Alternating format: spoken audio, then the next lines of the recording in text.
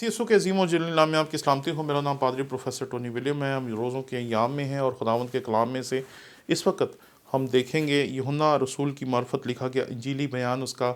3 باب اور اس کی 14ویں آیت۔ خداوند کے کلام میں یہاں پر لکھا ہے، اور جس طرح موسیٰ نے سانپ کو بیابان میں اونچے پر چڑھایا، اسی طرح ضرور ہے کہ ابن آدم بھی اونچے پر چڑھایا جائے۔ خداوند کے کلام کے پڑھے اور سنے جانے پر اس کی برکت ہو۔ خدا نے جب انسان کو اس دنیا میں بھیجا تو اس نے انسان کی ہر ضرورت کے لیے حل بنا کر اس دنیا میں بھیجا۔ کئی دفعہ یہ جو طبیب ہوتے ہیں، جو کہ طب کے علم کے ماہر ہوتے ہیں، وہ اکثر یہ کہتے ہیں کہ اس دنیا میں کوئی ایسی بیماری نہیں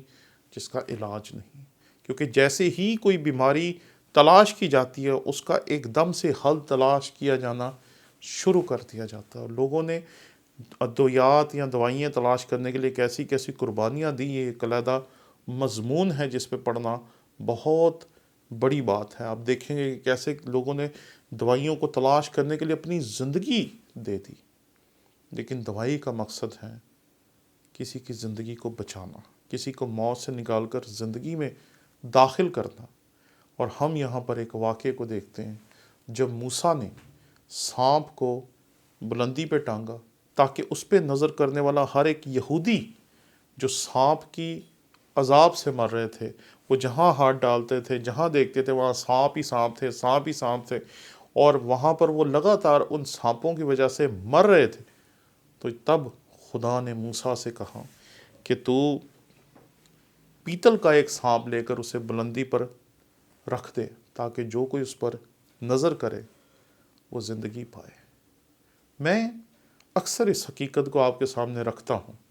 کہ پیدائش سے لے کے مکاشفہ تک دراصل انسانیت کو سکھایا ہوا درس ہے جو خدا نے اس کائنات میں انسانیت کو دیا۔ ہم اس پورے درس کے جس بھی مقام پر پیدا ہوئے اس سے پیچھے کا درس سمجھنا ہمارے لیے بہت آسان تھا، اس سے پیچھے کا سبق جاننا ہمارے لیے بہت آسان تھا، لیکن جو شخص شروع میں ہے اس کے لیے بعد کی باتیں جاننا بالکل ناممکن ہے۔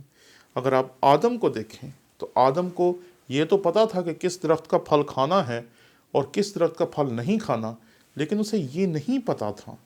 کہ اسے جھوٹ نہیں بولنا، اسے چوری نہیں کرنی، اس نے خدا کے علاوہ کسی اور کی عبادت نہیں کرنی، اسے 10 احکام میں سے کسی حکم کا بھی نہیں تھا پتا۔ کیوں؟ کیونکہ وہ جس جگہ پر تھا وہاں ابھی شریعت نازل نہیں ہوئی تھی۔ جب شریعت نازل ہو گئی تو ہمیں پتہ چل گیا کہ شریعت میں کیا کیا ہے، اور موسیٰ اور شریعت کے درمیان کس طرح خدا نے انسانیت کو ایجوکیٹ کیا، کیسے انہیں تعلیم دی کہ خدا قربانیاں نہیں چاہتا، قربانیوں کے پیچھے بھی خدا کا مقصد جو ہے وہ تابعداری ہے، کہ ہم خدا کی تابعداری قبول کرتے ہیں کہ ہم نے یہ گناہ کیا، اس کے لیے یہ قربانی دینی چاہیے۔ اسی طریقے سے خدا نے آہستہ آہستہ آہستہ آہستہ آہستہ ایک مقام پر پہنچنے کے بعد خدا انسانوں کو اس بات کی تعلیم دیتا ہے کہ قربانی گزراننا بھی دراصل خدا کی فرما برداری ہے، اور خداوند پھر اس سے آگے لے کر چلتا ہے اور انہیں اس حقیقت کا احساس دلاتا ہے کہ قربانی کے بعد کیا ہے۔ تو قربانی کے بعد یہ ہے کہ صرف نظر کی جائے اور اعتماد رکھا جائے یا ایمان رکھا جائے کہ جس پہ نظر کرنے کے لیے کہا گیا ہے اسے دیکھ لینے ہی سے شفا مل سکتی ہے۔ اور یہی اس جگہ پر ہوا کہ جن لوگوں نے اس پیتل کے سانپ کو دیکھا وہ شفا پا گئے۔ مسیح خداوند نے اس واقعے کو یاد دلا کر دراصل آج کے دن ہمیں اس بات کا احساس بخشا ہے کہ اگر اس پیتل کے سانپ کو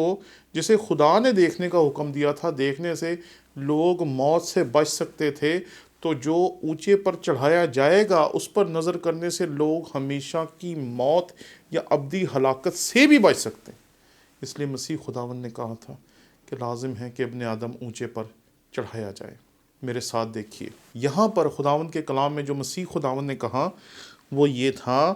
اور جس طرح موسیٰ نے سانپ کو بیابان میں اونچے پر چڑھایا اسی طرح ضرور ہے کہ ابن آدم بھی اونچے پر چڑھایا جائے۔ اور اگر شریعت کے دور میں صرف سانپ کو دیکھنے سے زندگی مل سکتی ہے تو اس کو دیکھنے سے ہمیشہ کی زندگی مل سکتی ہے، کیونکہ وہ تو محض پیتل کا ایک سانپ تھا جو کہ اس بات کی نشاندہی تھی کہ اگر اس پہ ایمان رکھو گے تو زندگی پاؤ گے۔ تو یہاں پر تو خود خدا کا بیٹا ہے جو اس دنیا میں آیا اور جس نے کہا کہ اب لازم ہے کہ میں اونچے پر چڑھایا جاؤں، یعنی کہ مسیح خداوند نے اپنے زندگی کے مقصد کو ان کے سامنے بیان کیا کہ میرا اس دنیا میں آنے کا، زندگی کا جو مقصد ہے وہ یہ نہیں ہے کہ میں بڑے شاگرد بناؤں، لوگوں کو شفا دوں، نجات دوں، یہ کروں وہ کروں، بلکہ اصل مقصد کیا ہے کہ میں اونچے پر چڑھایا جاؤں۔ اور اونچے پر جب چڑھایا جاؤں گا تو جو موسیٰ کے دور میں ہوا کہ صرف نظر کرنے والے شفا پا رہے تھے، اسی طریقے سے مجھ پر ایمان لانے والے ہمیشہ کی زندگی کے وارث ٹھہریں گے۔ خدا کرے کہ ان روزوں کے ایام میں آپ اس اونچے پہ چڑھنے والے ہمارے مسیح خداوند کو پہچان پائیں۔ آمین۔